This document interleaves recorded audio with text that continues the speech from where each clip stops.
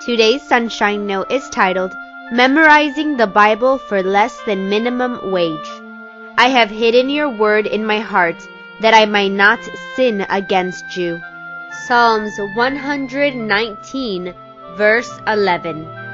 When I was 10, my pastor and Bible teacher offered $30 to anyone in our class who would memorize the Sermon on the Mount.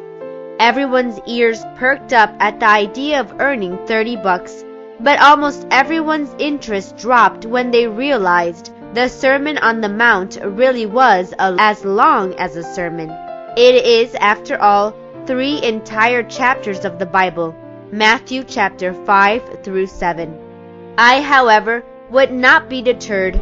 Having set in my mind that I would memorize it, I would let nothing stop me.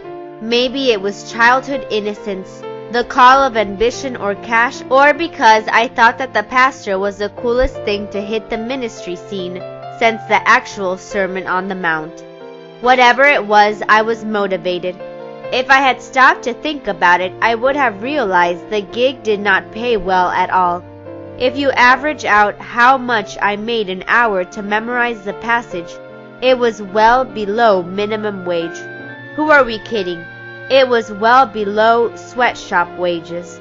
But in my defense, I was a little kid, so 18 cents an hour probably felt as if I were making serious bank.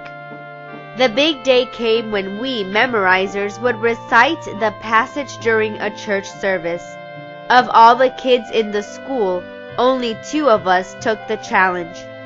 I should go ahead and admit that the other girl who did it was a first grader, which really impressed all the adults and showed me up. I mean, she didn't even know how to write in cursive or do long division, but here she was reciting 3 chapters of the Bible. Both of us made it through, earning a few amens, a round of applause, and some cold, hard cash. No joke. To this day, I still remember the Sermon on the Mount. I know it better than any other passage in Scripture. I have memorized other verses since, but none of them have come so easily or quickly, or stuck with me so deeply as the Sermon on the Mount. Something almost supernatural happens when you memorize parts of the Bible. God honors your efforts, and He will bring those passages back to your mind for the rest of your life.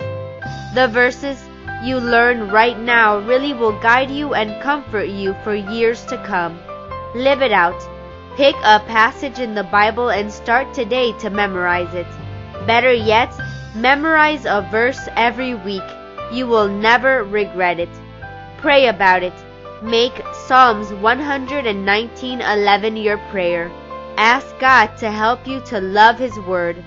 I have hidden your word in my heart, that I might not sin against you.